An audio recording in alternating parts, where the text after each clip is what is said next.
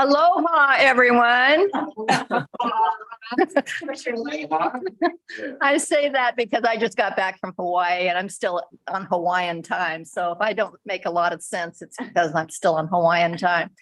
Welcome to Coffee with the Councilors, the September 2022 version. And we have quite a few people in the audience today. So let's go ahead and introduce ourselves and talk about what we would like to talk about, and then we'll talk about it. I will go through the audience here first, and then I will talk to you who have zoomed in. So let's start. Jan, would you like to start? Just if there might be anything new about the First Street Bridge. Okay. First Street Bridge. How about you, Les? We're here about what? It was wonderful. Slides? No, I didn't bring slides, but I had pictures. Yes. Do you have anything you want to talk about here? No. No. Okay. Deb, how about you? Food tax. Okay. Food tax? You want to talk about the food tax? Okay. All right. Bob, how about you? Here to listen. Okay. See, and I still remember all of your names after all of this. Janae, would you? I wanted to go hear about Hawaii. Well, it was wonderful. Eric. I have a question about the lighting of lights in town. The dark sky ordinance? The dark sky ordinances and how it reflects to the IDA. Okay. All right. And Rick. Just here to listen. Okay. All right. Well, we're going to do a lot of listening today. Not a lot of talking, apparently. A lot of meditation, maybe. Jenny, do you have anything you'd like to talk about? Not really, although having Deb bring up food tax is kind of interesting because although I'm not part of the group that, the Facebook group that candidates were asked to return a survey to, I've heard that the person doing that asked their opinion of the food and beverage tax or the food tax, but I feel like hopefully it's a done deal. And since we're going to be using it to fund some big projects, it doesn't seem like something we could change our mind on. So I guess in that respect, I'd be interested to hear about the food tax also. Okay. Betsy. Oh, hi, Nancy. Hi. You and I'm just mostly here to listen. I'm sure I'll think of something before the morning's out, but for those of us who are zooming in, I know it's kind of awkward, but when people are talking, I can't tell who's talking unless people say their names. So Okay. that would be helpful to me. Thank you. So if you could do that, that would be great. Betty, what would you like to talk about? Actually, hydrology. Hydrology. Ooh, that sounds like a big subject. Okay. Deep, so what? We'll be swimming today. Lisa, what would you like to talk about? Oh, I'm just here to listen. Okay. Meditate. Meditate. All right. Lori, what would you like to talk about? Lori is on mute. And Lori's still on mute. Okay, I just unmuted. Okay. Oh, hi. I'm Hi. trying not to blind you because I'm sitting outside. Yeah, I'm here to listen and learn. And I've got questions about pretty much everything on the docket. So I'm excited. All right. Well, feel free to participate in the conversation when we get there. Thank you. Greg, what would you like to talk about today? I'm just listening today. Okay. And Myung, what would you like to talk about? Hi, Nancy. Hi, how I'm are just you? good. I'm just listening in today. Okay, everybody's listening today. Yeah, that doesn't last long. That doesn't last long. Anybody I have missed? It looks like I have everybody so far here. Okay, well, I think the one thing that people wanted to talk about was the food, everybody's listening today, is the food tax. So Deb, I'm going to have you ask that question because I don't know exactly what you wanted to talk about. Okay, can I ask, Ginny, what did you say? Did somebody send out a thing or what did she say? She said, There was a survey, I think a survey of candidates that went out, and one of the questions that the candidates were asked was about the food tax. okay, so that's what I'm gonna talk about. Okay. I guess I can sit here, right? Do I have to get up there? I don't. No. Okay, so I did read a comment in the survey, that businesses were promised resources and for help for implementation of the prepared food tax, which is not, and the quote, which has not happened, leaving them feeling unsupported. The city has failed the restaurants, end quote. I just want you to clarify whether or not the city did offer the restaurants financial and technical help to set up and modify their systems to collect the food tax, and how many restaurants ended up being given financial or technical assistance. That's kind of what I want to know, because I don't know. I had heard that there was a woman here who helped with that, and so that was not my understanding. So I want to clarify that with Bruce. Bruce will give us an update on that. Okay. Yes, right at the outset, we did offer assistance, and we offered, we said that we would develop a grant program. We started with the assistance when we hired a tech professional who had done work on prepared food tax. I'm sorry, it was similar to the prepared food tax and the work that would need to be done on everyone's system to make that work. She contacted all the businesses that would be potentially impacted and offered her assistance. And she did speak to most of them. And so that was the part that was early on. And found that most of them would, their current systems would be able to be modified to accommodate the collection of the tax. Later on, we reached out to everyone again, and she found that many of them had gone ahead and done the tax modifications, internally, or well, actually, I think almost all of them had done it internally. Then, let's see, there were 7 or 8 that did apply for grants. And the grant was to allow someone assistance to pay for modifications for systems that could not collect the tax. It wasn't just to go out and buy new systems. I think we had 2 that said that they had proposals from their consultants of some kind, tech consultants or somebody. And they said, they gave us how much the numbers were that the people had proposed. And there were some that said they wanted to do it themselves, but they would like to be reimbursed. And that was like 2 or 3, that they wanted to be reimbursed if they could for their time to offset the cost that it would take them to do the modifications. And there was one that was going to have their consultant provide them the answer or the modifications to the system. And in each one of those cases, they provided us with the information, their estimates. We paid 100%. We didn't, try to game them or this person's getting it for less than you. Whatever they said it was going to cost, we agreed to it and we paid that. There were many other businesses. There were many other businesses that wanted to come in. We got some of this written down.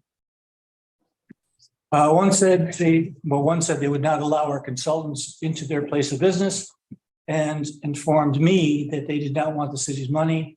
One said they had to buy a new system for multiple restaurants. We went back and found that before they bought the new systems, one of their managers reported to us that he had successfully modified their existing systems to collect and report the tax to each of the restaurants. We asked them about that and they withdrew their request.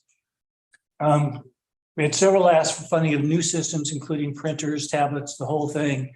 They also said that their new system, let me see. The new system was not required to collect the PFT. Their current system could do it. They just wanted to make a change at this time. And we had two that had never responded to multiple requests to set up an appointment to evaluate their system. So we were not able to help them. So if there was a trend there, it was that most people were able to modify their systems, either with their own effort or by hiring somebody, but they did not apply for a grant. And then others chose to buy new systems and without justification saying that their systems, would not continue to collect or would not be able to be modified to collect. And I think that is pretty much it. So they had the availability of a consultant that we paid for. And many people did take advantage of her time. And if people did ask for a grant, and it was a reasonable request, like, I'll do it myself, but I'd like to be reimbursed. Whatever they told us it was going to be their time, things like that, we paid it. And but there were just other people that bought new systems, and but it wasn't related to the PFT collection. Does that answer the question? So how many were reimbursed? I think it was about 5. Okay. So basically then that statement, I'm just wondering where that was coming from. I don't understand why somebody would say that. I could, in their defense, there was a lot of correspondence, but because it was just an ongoing thing, it wasn't something that was discussed at meetings. I think we gave a summary at one point, but most of it was just internal working with the businesses, that sort of thing. And then I would do updates to council just as a side memo, but it wasn't necessarily on meetings. So that might be part of it. So if somebody was not involved in the internal function of the city, they may not have heard about the actual, what was actually going on, because the city council really didn't discuss it in meetings. I think we had 1 or 2 discussions about it, where we were in terms of the process. Yeah, the assistant came and gave us Right. a report. Yeah. Robin, is that your understanding too, that there was help to them?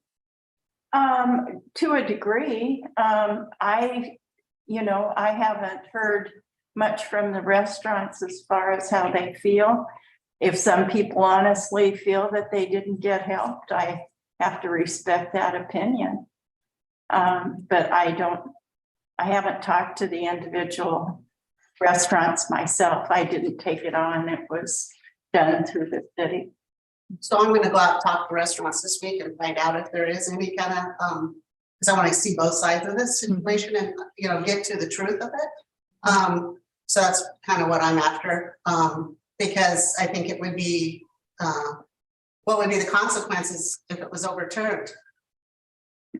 Well, we aren't even there yet. I mean, I frankly don't think we're going to have it overturned at all. The consequences would be, we would have to find another way of funding projects that we are using the money to pay for.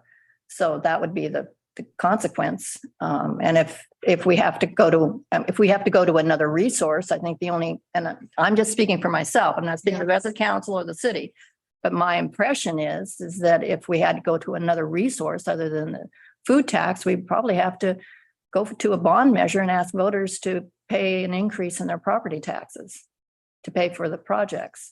But we aren't there yet. I mean, there's no way, we're not there, period. And that's why a lot of people voted for the tax, was because they didn't want to exactly pay for it. Right. They wanted our guests to pay for it. Yeah.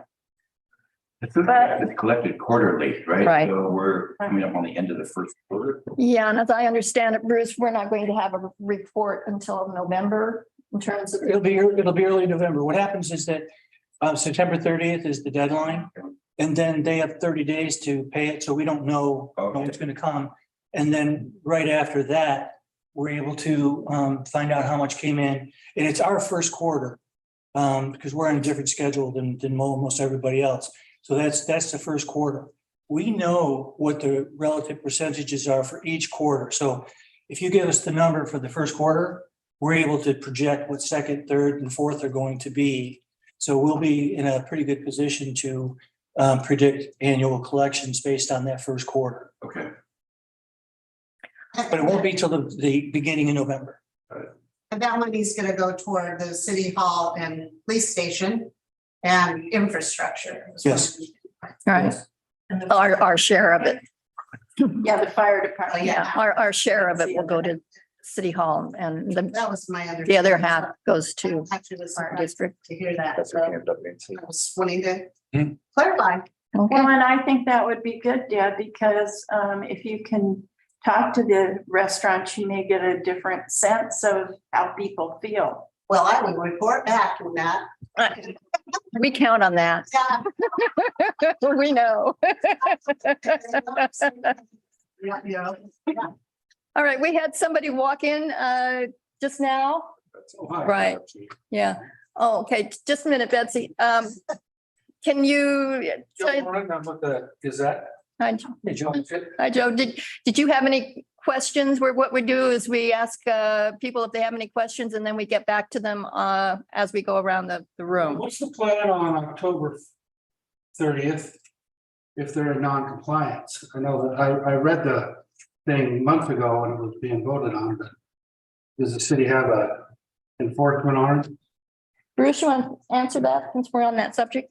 Yes, there it is more than one restaurant that is not registered. And the first step was easy. I mean, you just registered so that we had an account for you and that sort of thing. There are it's more than one, actually it's two that have not. And we're working with our council to try to bring everybody into compliance. But the vast majority are already in compliance. So you're saying there's two that have not signed up for Have not taken any steps. Can you tell us which two? I don't know. Let me check with council before, because we might be in a situation that we're doing code enforcement, and code enforcement is a little bit different as far as information. Okay, let's see. Cindy came on and Betsy, I think had a question. what's that? I think Betsy had a Betsy had a question. I'm sorry, Betsy. Well, Go ahead. Actually, the person whose name I didn't get, who I think said was from the Gazette, sort of asked the question I did, which is, you know, are there actually, well, my question has been answered because I figured the city already knew who was complying and who wasn't. And I guess we don't know. I would certainly hope that those two restaurants would not get themselves into some kind of struggle with the city over something that the vast majority are complying with and supporting our needed services. So, Yeah, and also, I mean, they've all been contacted at least 5 times. yeah, I'm I sure. mean, that was after they missed the deadline. Everybody was contacted before that also, and almost everybody came into compliance. All right, Cindy, do you have any questions that we can get answered for you today? Hi, sorry I had to join late, so I probably missed, and hopefully I didn't miss the same No. topic that we're talking about. But my biggest question is, you know, we have this outdoor dining and you guys extended the ordinance. Thank you so much until the springtime. My understanding is that it's somehow going to be determined with the code audit that's being like done or reviewed. I'm curious, kind of what your feeling is, what your guys' feelings are on allowing the businesses to use their parking, and how you think the code audit maybe is going to combine with the transportation study to figure out some of this stuff. Because I guess to me, it just seems like this huge kind of muddled mess. And I don't really know where people stand, because it wasn't talked about in the transportation study, which to me kind of seemed like where it would partially fit in. I just know what it means to us. And I know so I guess I'm just curious on how you see that looking and what your guys is with the city councilors, how they're leaning and the pros and the cons in your mind. Well, that's a huge discussion. You have a couple of hours for that. You're right, though. Everything does tie in, code audit, dining, with parking in itself. I mean, that all of that is just, they're huge issues that we're constantly dealing with. So I don't know what Robin feels. I'm still very interested in looking into all of that and seeing what we need to do. I know there's some real questions about businesses being, right now, our code requires businesses to provide certain number of parking spaces depending on the size of the business in the downtown area. I think when we get to the code audit and that portion of the code audit, we may be rethinking that somewhat. If that's the case, then we might be able to rethink the whole idea of letting people eat in their parking spots. So in other words, we might be able to allow that if we reduce the parking requirements for businesses downtown. We aren't there yet, but I think that's definitely a discussion that we will have in the next several months. And I do think that the temperature from the council was that we would allow the dining to continue through April. Mhm. So that was, in my mind, an encouragement for the restaurants to be able to continue. But there is a lot of discussion that needs to take place about parking, which is such a huge concern for everyone. Absolutely. So it all ties into, and Cindy, you're right. It all ties in together. And we will be having those discussions within the, next several months as we go through the code audit. And that will probably be what instigates the whole question of parking and dining and parking lots and so forth. It seems to be working now pretty well.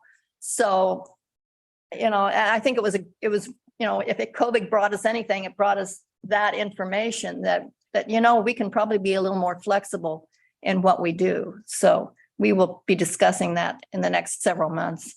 Okay, so that's awesome. Is there a way to figure out which meetings or what the public can listen in on or put input on specifically regarding the ability to be able to use the parking for tables? I guess that's another thing is I'm so short on time always. It would be great. And I feel like I'm not real sure if it's city council meetings or like, is there a way to get notices if it's going to pertain to that? Or do I just need to keep watching the agendas on the city website? Well, I would suggest continue to watch the agendas on the website. I don't know if you belong to Facebook or not, join Facebook. I often put notices about upcoming issues that are going to be discussed by the council on Facebook, on my page. Bruce, I think if people are specifically requesting to be notified about specific instances, does the city notify them?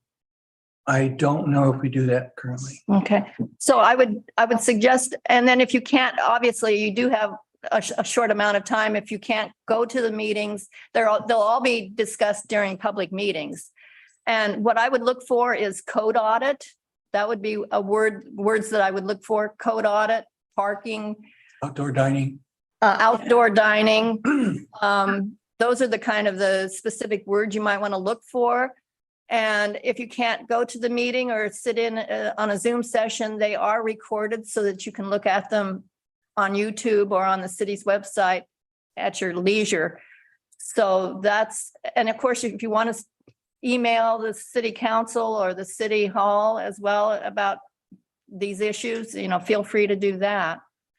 Okay, perfect. Thank you so much. And thank you for posting this stuff on Facebook, because that is actually what usually reminds me as I see something pop up there, even like the meeting today. So I really appreciate that. Thank you so much. Sure. And Cindy, if you call Jennifer, she's the one that puts all the agendas together. So she might be able to alert you too. Okay, thank you. Yeah. Nancy, you came in a little late. Was there a question that you had?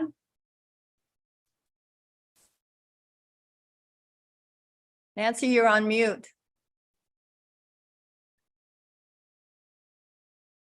Well, I'm sure she will participate if she wants to. So let's move on.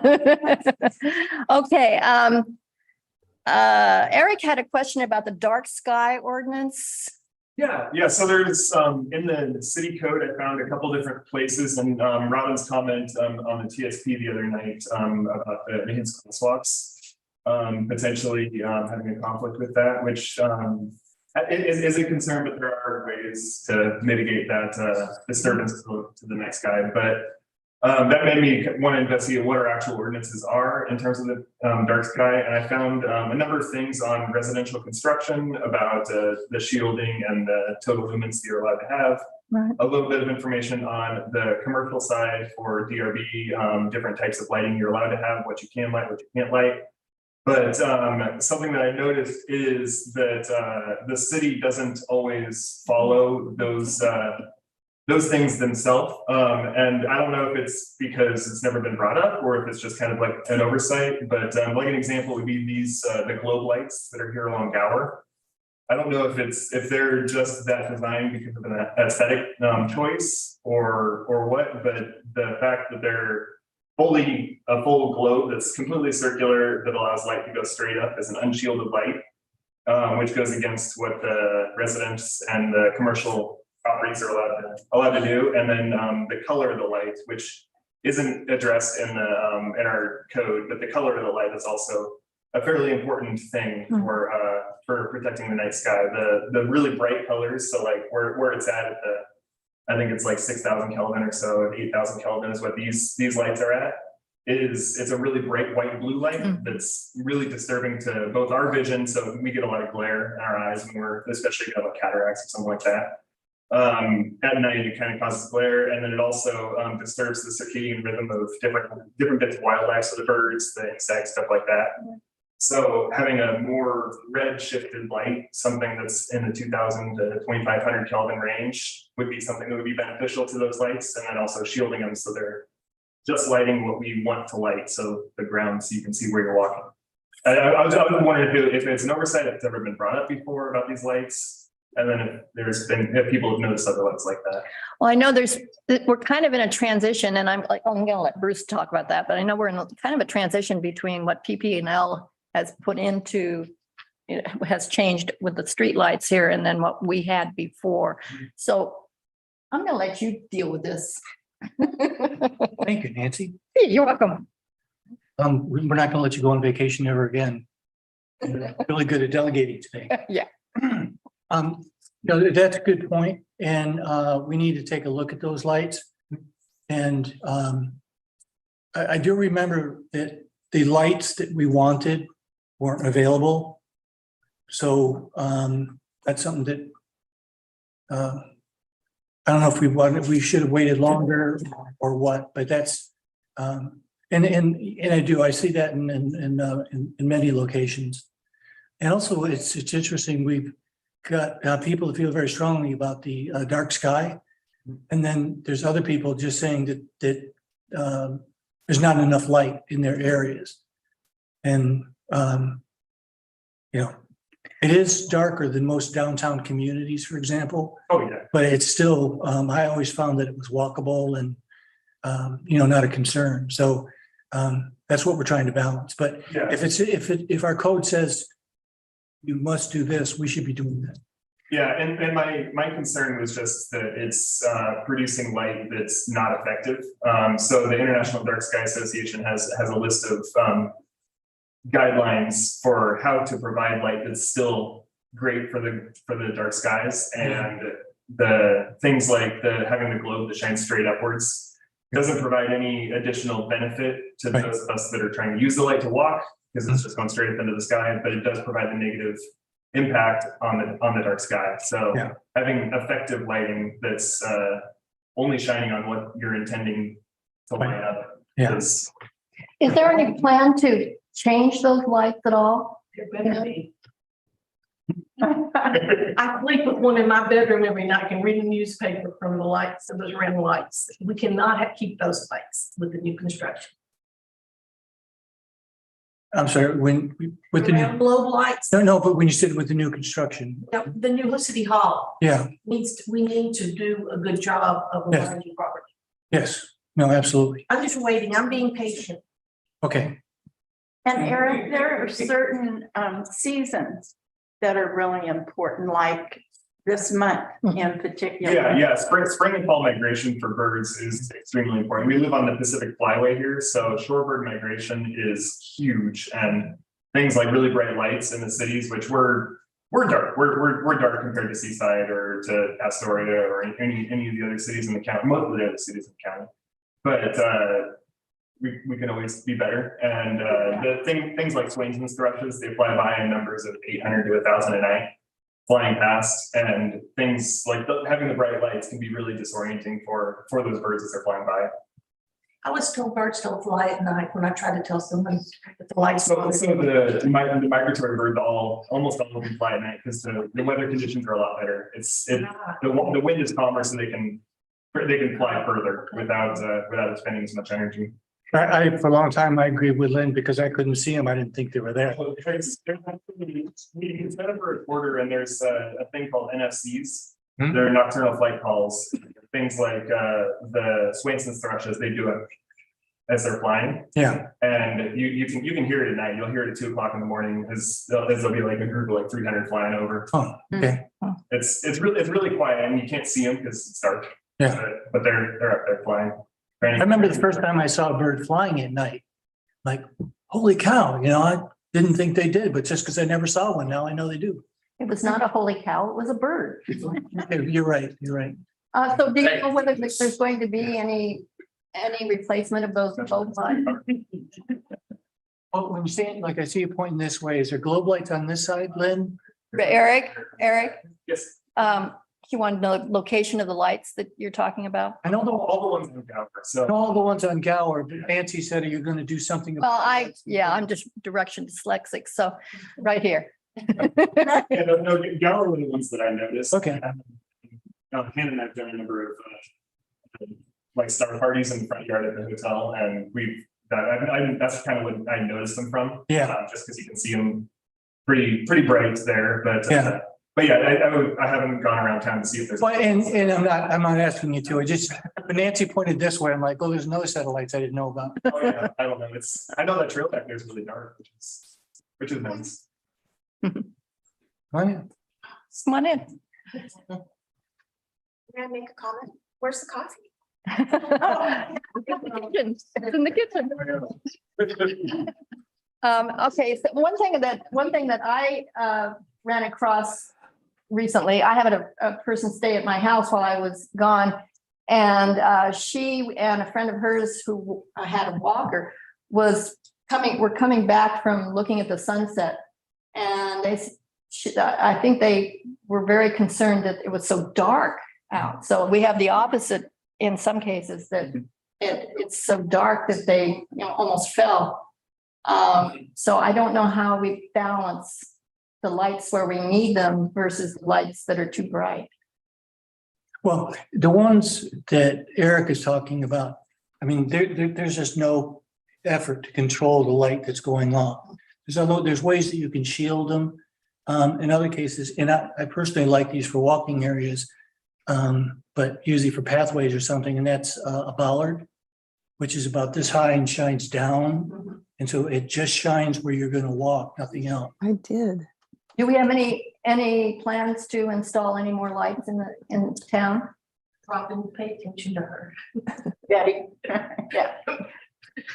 Do you, No. But as we hear things, there was a concern downtown and we put an additional light in, and it was a different kind of light because the person just said it was way too dark, but so we'll take a look at these lights that are out here. And then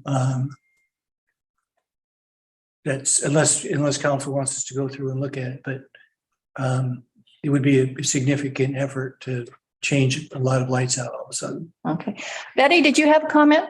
I do. I feel like the conference center is way overlit, and it's so bright. I wish they would take a few of those away or change the light bulb. They seem to be more like those new headlights that are in cars. It's just very, very bright. So I don't know if anybody's looked at that, but Yeah.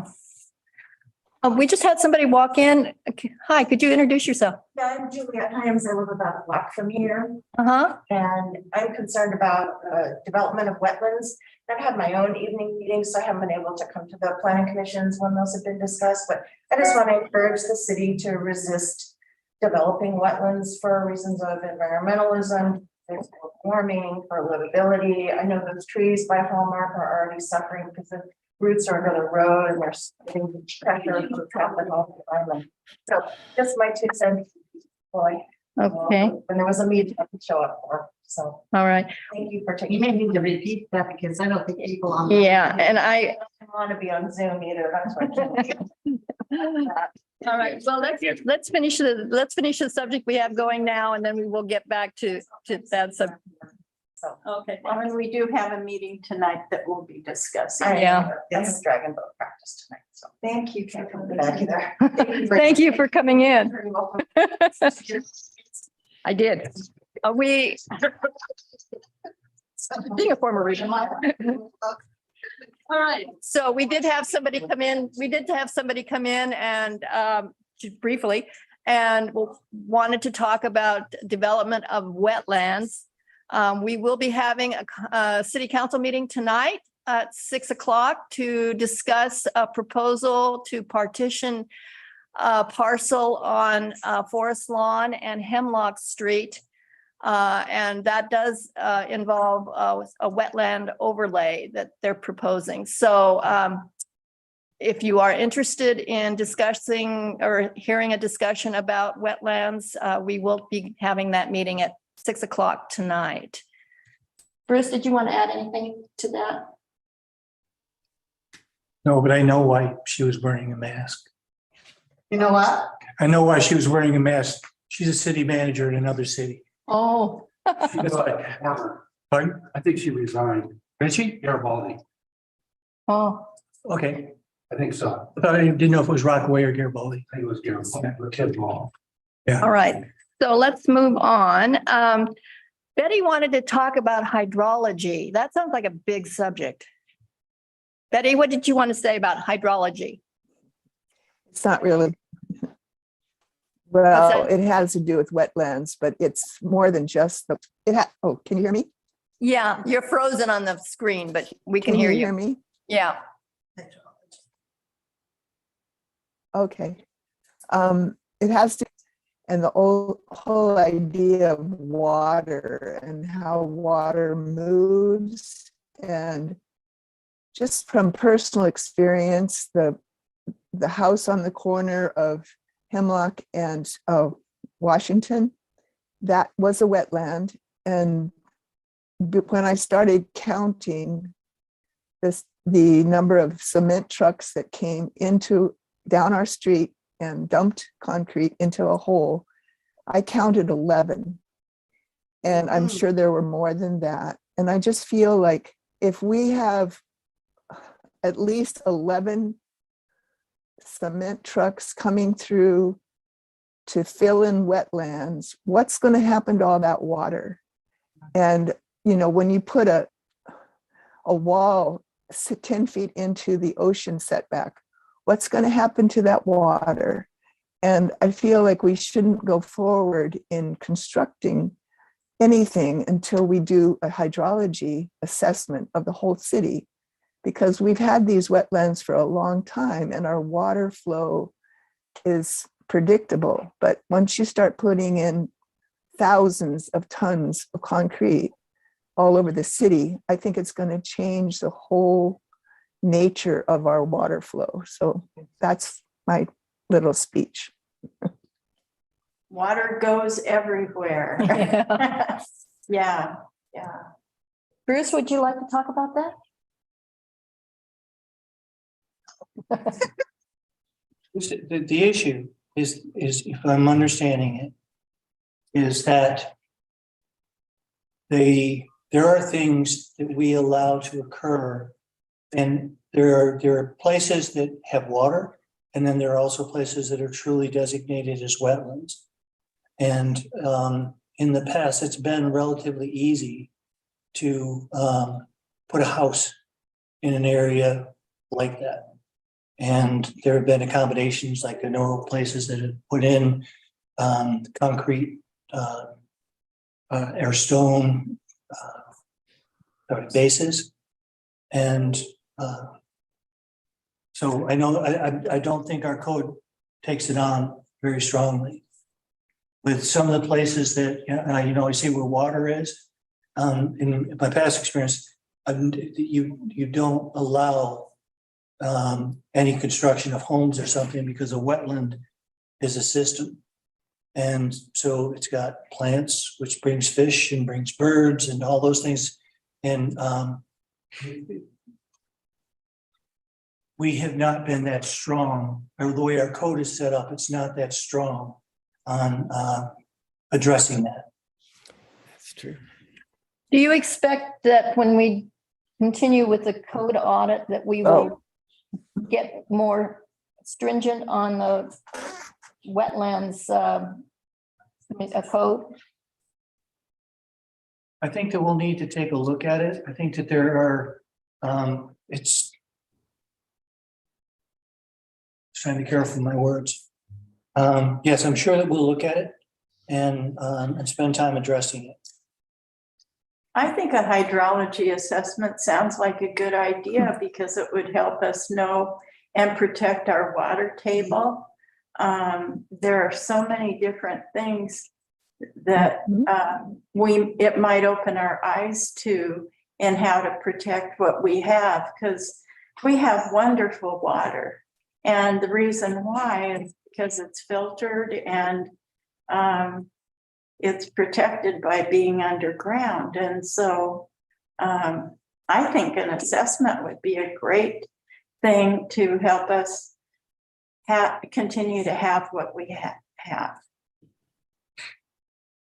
Well, it might be something that council might have to. Thank you, Robin. And I think when we're looking at 3 separate wetlands being filled in, if these projects go forward, we will be blindsided if something happens. And I don't see any problem. I mean, our codes were written before we were selling wetlands in mass by a developer. So I do feel it would be to our benefit to see what the environmental impact will be if those 3 properties are filled in. Just like we worry about the ocean setback, we need to worry about our wetlands. And, we have a right to find out what it's going to do environmentally to our city. Well, I definitely think we need to look at our wetlands code right now. I think it's pretty weak in terms of protection. And we really need to take a look at it. Lisa, do you want to talk about that at all? I know you've been concerned about it as well. Well, I am concerned about it, and I always saw the code audit as a place to address it. I don't think that the code currently has sufficient protections for wetlands whatsoever. And I think that it needs to be changed so that it does. But until we, there's other issues that are involved. For example, state law and what the state says is a justification for building on wetlands and what our city believes is a justification. And I think we have to reconcile those as well.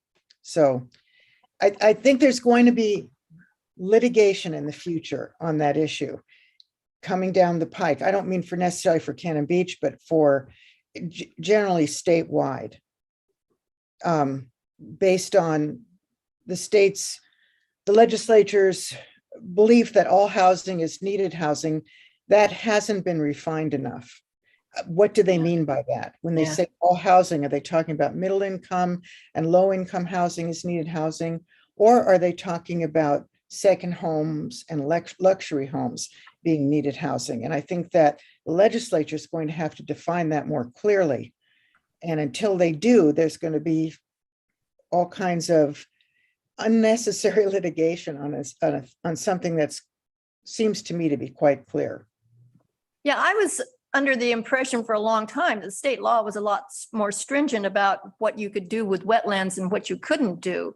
And after reading some of the material that we've received regarding this overlay that we're going to be looking at tonight, I was really surprised at how weak the state law seems to be. It's very disappointing, but that law has not, the legislature hasn't really, I don't believe that they've thought it through enough and defined it. What do they mean when they say needed housing?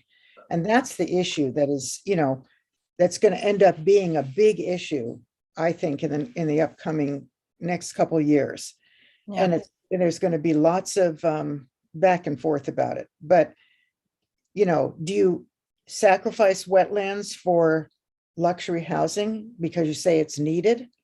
I think that's, I have my own feeling, obviously, about the answer to that question, but I think the law has to make it more clear as well. And right now it's very ambiguous. Yeah, I agree. The setbacks are 5 feet here, I believe, and with the state, it's everywhere from 50 to 75 in different areas of the state. And 100. That's not completely true. That's not completely true. It depends on the quality of the wetland. There's different classes of wetlands, and certain classes of wetlands do require larger setbacks. What the state classifies as maybe not as important wetland requires less of a setback. So just to say it's 50 feet in the state, it's not. It depends on the wetland. Right now, there's building going on in Arch Cape near a salmon bearing stream, and it's sort of unclear about what's going to happen with that as well. So it's not black and white at this point. It's very, it needs more definition. So we know exactly what to expect, what we're doing, and that's just going to have to happen on a citywide basis and a statewide basis. Yeah, it says Clatsop County is 35 to 50 feet and Columbia River Commission is 70 feet. So there is some variance, and I'm trying to research all that. It's a lot of information, but I also am hearing a huge opposition in the city to having development there. If we were to take it to a vote now, I don't think people would vote to have development there. And then, of course, the problem is that the city council has to follow what the code says and not what the general population wants, unfortunately. You can't take it to a vote. No. I just wanted to add that I have talked with some people in our town who know a lot more about our code than most of us do. And they have said to me that our code is not as weak as we've been told, and that we need to have the will on the staff level and other levels of our city to enforce the code that we have now. Do they say why they don't think it's as weak as it appears to be? It's just in many instances what's been happening in the last few years here is in these people's opinion that our code is not really as weak as we're being told, and that there's some excuses for developing where we're developing here now. I remember the Sea Colony. They had pretty rigid requirements there when John Klein was doing his development. Yeah. So it's where do you get your information? what do you trust? That's a lot to do with it also. Not to say that we can't do better, but I think we have to really be careful before we think we can't protect what we have right now.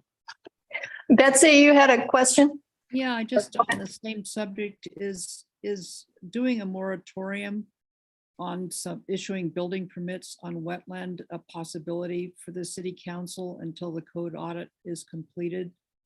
And also, Jan, I'm interested in what you say, but it would be so helpful if you could be specific, at least for me, about specific, not to me personally, but maybe to the council or whoever's talking to you, if they could be clear about specific instances, because otherwise it's just so hard to pin down. Are the codes being enforced? Should they be more enforced? Are they too weak? Because just defining it like that is, for me, it's too vague. I don't get it. I would like some specifics too, Jan, if you've got something. Those for you. Yeah, I'd like to. Well, thanks. So, moratorium, what's the possibility of a moratorium? We understand moratoriums, it's not as simple as just saying we're not going to allow a certain thing to happen. It's easily challengeable and some other things, but it is, we can start that process. But again, you have to, if you're going to say around wetlands, you're going to have to be pretty specific about, what wetlands and what constitutes a wetland, all those kind of things, because you can't be arbitrary on it or be seen as being arbitrary. So it's something that we could do, but it's not going to be as easy as just saying you can't do this anymore, or at least for a while. Okay. So another thing, the state of Washington does it best with a combination of natural and permit buffers. I can give you the codes of all this, measured across the state to be as much as 300 feet in the state of Washington. So, like I said, this is an attorney speaking. Lisa, you had a comment? Yeah, I do have a comment. I think that the Planning Commission's findings and conclusions on the wetland, on forest lawn were very soundly reasoned out. I think they're legally justifiable. And I think that despite the fear of litigation, which I know is a real fear, I don't think the city can allow itself to be blackmailed by the fear of litigation. I think that the city needs to do what's right. And I think there is really sound reasoning. People spent hours working on those findings and conclusions. I know, because I was one of them. And, and a lot of research went into it. I think there'll be, no matter what we had said, there'll be a challenge. I knew that was going to happen, obviously, but I just don't think that the city should back down on it. I don't. And I think that it can be, I can't speak for the Court of Appeals. I don't know what they would do eventually, but I'm just saying that I think that there's sound legal reasoning behind that decision. It wasn't just, we love wetlands and we want to save them. It wasn't that, it didn't go down like that. It was well thought out. A lot of research went into it. So that's all I have to say. All right. Okay, anybody have another comment or question about wetlands? You really need an attorney to go through all of it. Man, this is overwhelming. I've been trying to. Our 738-page packet. Two land use attorneys to there's one in Archgate, was it Manzula? Manzuli. Yeah, I get him on this and let's get a real look at it because I'm sitting here struggling trying to keep up with all of it. Yeah, but I'm pretty sure there are at least a couple of attorneys on the planning commission. Yeah, well, you get them all to consult, get all of them, Yeah. That's all you can have. Yeah. Betty? Excuse me, Lisa, you are an attorney, but I'm talking about a local land use attorney that like Mike, kind of a. I know, I work with Mike Manzulli, so I know he's a great land use attorney, and Mickey works with him as well. So, yeah. Yeah, so he's not a conflict, just have some outsider speaking, the education on Well, this. he is the president of ORCA, and ORCA has already weighed in on this issue. So Mike has indirectly weighed in by the letter that Orca submitted regarding that wetland development. And what did it say? Well, it's online. Okay. They were against the development of that wetland. All right. Okay, let's, Betty, I think you had a comment. My comment is that we have incredible committees in our city working very hard behind the scenes, and I think we should listen to them. And I don't know what the hurry is to push this ahead before we find out what the environmental impact will be. And I think it would behoove us to get an environmental impact on all 3 wetland sites that are proposed. And that's just, especially since the Planning Commission has already said it's not a good idea. Unfortunately, there's the 120 day Yeah. rule Yeah. that we're up against, and it ends what, at the end? of Very this soon. week? Yeah, Yeah. so we're kind of. That's why we're having a special meeting tonight, as a matter of fact. Oh, Yeah. I didn't know about that rule. Yeah, But we have a 128-day deadline, or 120-day deadline that we have to meet. So unless the developer gives us permission to continue, and I kind of doubt the that's gonna happen. developer, Yeah. I think that's like 120 days to stop climate change. We're not dealing with the world. Seriously, we're not dealing with the world we had 10 years ago. We're dealing with something. Anyway. Welcome to our world. Yeah, welcome to our world. Thank you, everybody. And I know Jan was wanting to talk about the First Street Bridge. Yeah, can you give us an update on that? There's no change. Okay, Thank you. we're still waiting for FEMA to make up its mind. Yes, Okay, and that would be just the first step. right. Okay, we have about 5 more minutes. Anybody have any other concerns, comments, questions, curiosities? I love these meetings. Good. It's so interactive and we can get the mistruths ironed out, because all these things go around and, you know, I'm trying to stay on top of all of it, and I can ask directly what the truth is and what is happening, and that helps me. I mean, I'm sure it helps everybody, because now everybody's asking me. Also want to talk about a forum, election forum. I don't know if it's safe to do it. Let's, Lynn had, Before the next meeting starts. Lynn, I just want to say attaboy to Luke. We have y'all complain, okay? Luke needs to keep this job. Say something. We've been coming back for a couple of months over some things, and he's digging down and learning new stuff and keeping me informed. So I know when to complain, because I don't want to complain randomly. I want to know I got something he's saying about. Luke, do you have anything you'd like to say today? Luke is our code enforcement officer. Have anything to say? No. We do Everybody appreciate. know about things in town, everyone else. And again, if you have a dark sky ordinance question or complaint, Luke is a good person to go to.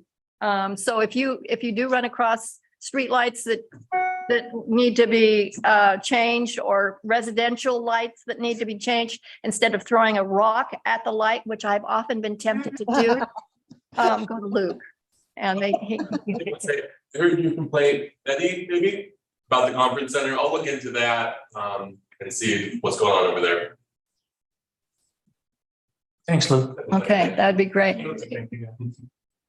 All right, anybody have any other questions? I think Deborah brought up the a potential forum for candidates. We haven't yet contacted the Coaster Theater to see if we can use that. I will be contacting them probably tomorrow. And I don't know that will happen, because we have to work around rehearsals for our holiday play. But I do know the director of the holiday play too, so maybe we can work around them. Chamber too. And then there's a possibility, if we can't use the coaster, that we could use the chamber hall and also potentially Zoom it as well. So we are working on that, and we should have an answer this week. Okay. So we can get. Everybody's like asking. me. Yeah. So we should have an answer this week, but I will talk to Patrick tomorrow when I. Right. And Joe, do you want to say anything about the forum? Well, we'll do we're running a written kind of one in the paper next week, but those aren't as lively as in person. No, we need Let people to speak out, on. we have so many candidates and we have so many issues that we really need to have an in-person forum. And then people are asking who's gonna moderate. They want somebody that is not, that's neutral. Mhm. And, I would really love some help on who that might be. Okay, we will be discussing that very Yes. soon. Yeah. 'cause We should have, Nancy, Yes. didn't Andrew Tomey do it a few years ago? Andrew? yeah, I know who, I know, I was trying to think, because I have not been able to remember who did it the last time. He did it, the one I went to at the Coaster Okay. Theater to watch. It was Andrew, and he actually did a great job. Yeah, Andrew might not be a bad choice, actually. No, let's work with this later. But Andrew might not be a bad choice. And everybody, this is my daughter, Risley. Taking you for coffee after the counselors. Yeah. All right, I think we are on time to be adjourning. So until next month, have a great month and we will see you with coffee with the counselors in October. Thanks for Thank you coming. so much. Thank you.